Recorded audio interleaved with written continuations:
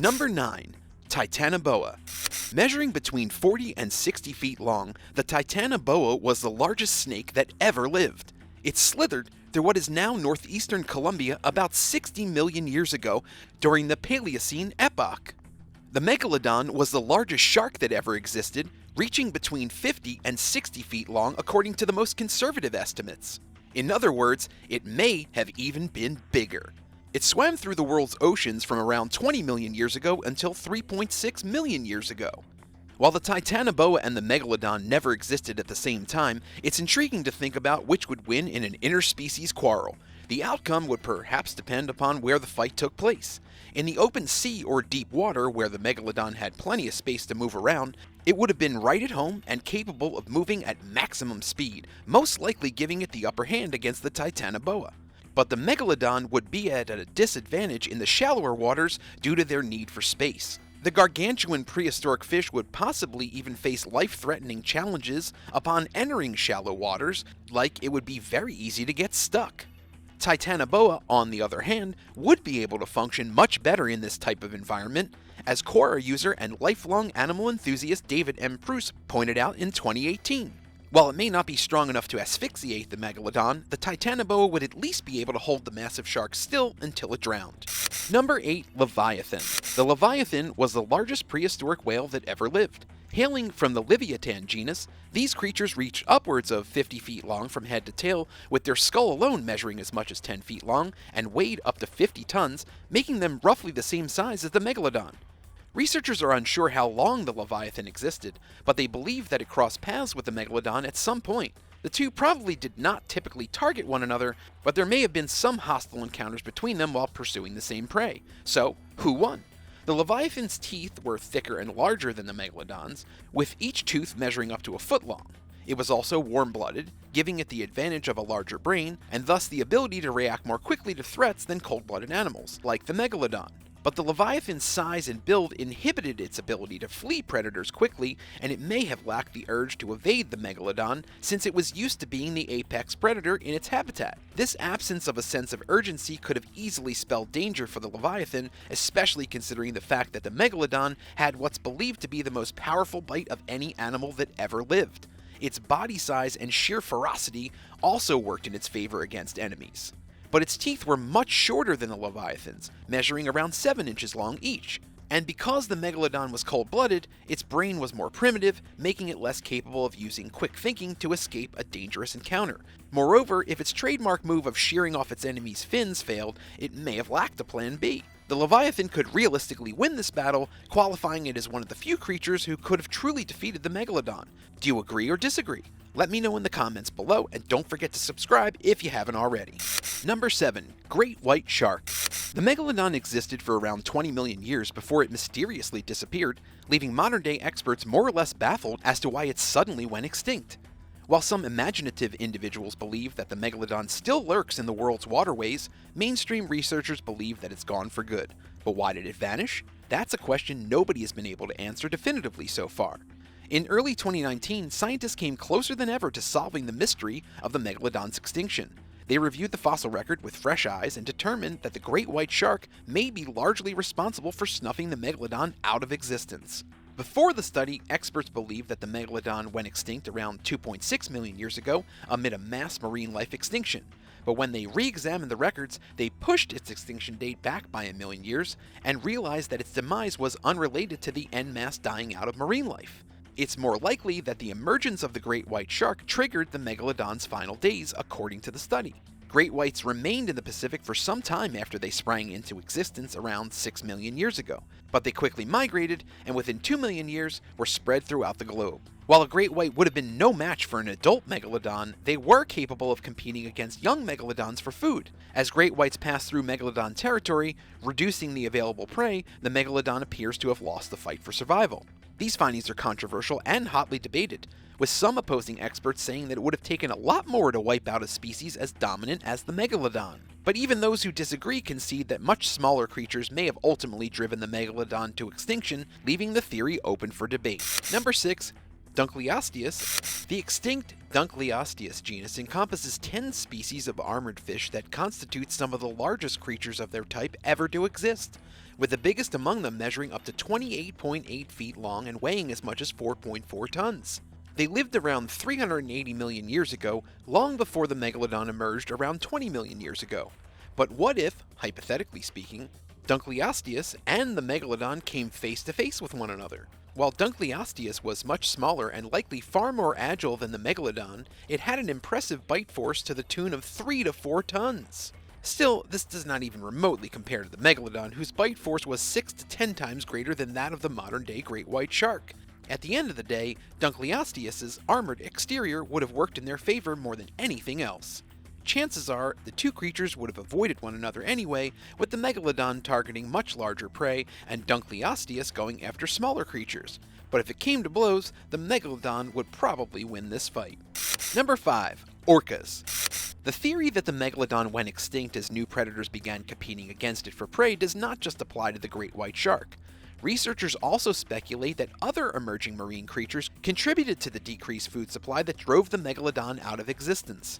A 2016 study claims that after the end of the late Miocene, between 3 and 2 million years ago, an ice age set in and there was a large dying off of the small to medium-sized baleen whales that the megalodon ate. The surviving species included cetaceans that were faster and more agile than the slow-moving baleen whales that the megalodon was accustomed to pursuing, as well as creatures that ventured into Arctic waters that were far too cold for the cold-blooded megalodon to enter. As a result, the megalodon's food supply dwindled. Meanwhile, the toothed ancestors of modern-day orcas evolved, possibly acting as the final factor that tipped the megalodon into extinction. These warm-blooded mammals had the advantage of being able to survive in a variety of habitats, including both tropical environments and the frigid waters that the megalodon could not safely enter. They were also capable of surviving on smaller prey, but could effectively target larger whales by attacking them as a pod, making food supply less of an issue for ancient orcas than it was for the megalodon. While this is not a proven cause of the megalodon's extinction, all signs point toward it playing a role in what could have been a multifaceted decline of the ginormous beast. Number 4. Mosasaurus. The extinct mosasaur was a group of extremely large aquatic reptiles. Mosasaurus grew as long as 58 feet, possibly even longer. Scientists only know the creature from partial skeletons, leaving its size somewhat of a guessing game, but they know one thing for sure: the Mosasaurus was huge, and it was armed with 40 to 50 massive teeth. It gulped down a variety of prey, including fish, turtles, and even smaller mosasaurs and plesiosaurs. They lived around 82 to 66 million years ago, during the late Cretaceous period. It died over 40 million years before the megalodon existed, but what if their time on Earth had overlapped, and things had gotten ugly between the two? Who would emerge victorious? As massive and intimidating as the Mosasaurus may sound, it was no match for the megalodon, although it may have perhaps put up more of a fight than the gigantic shark was used to. But with jaws measuring as much as 7 feet long and 5 rows of around 276 teeth total, the megalodon would have ultimately shredded the Mosasaurus. It was also a much faster swimmer. Besides having obvious advantages when it came to its physical characteristics, the megalodon was accustomed to hunting large prey, unlike its hypothetical opponent, which hunted much smaller creatures. Simply put, just one bite from the apex predator may have been enough to kill the Mosasaurus. Number 3. Other sharks. Fully grown megalodons had no trouble dominating the seas. With no known natural predators, it was rare for other marine creatures to go after them. But their offspring were, in fact, vulnerable to bigger and badder animals, including other predatory sharks. One such potential predator is the hammerhead shark, whose habitat and nurseries overlapped with the megalodons for a period, starting at the end of the Miocene.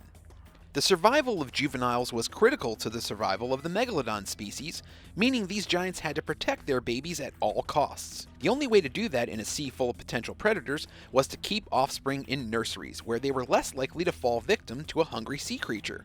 Fossil evidence shows that megalodons kept their young in a handful of nurseries while their parents went out and hunted. But the availability of nursery sites unfortunately seems to have changed with the sea levels, meaning climate change may have therefore affected the megalodon's ability to survive on a rapidly changing planet. While the megalodon established nurseries to keep its babies safe from predators, suggesting that maybe other animals snuffed the species out of existence.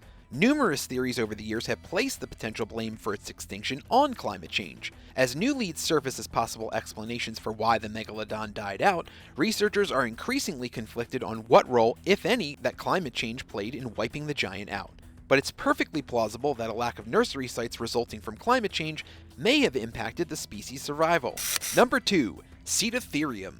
The extinct Cetatherium genus consists of the earliest known baleen whales. It consists of only one known species, Cetatherium rathke, which was identified from a partial skull. These creatures were rather small, reaching just 10 to 13 feet long. They remained relatively close to the water's surface, where they fed on small organisms, similarly to how today's baleen whales eat krill, plankton, and other tiny and microscopic life forms.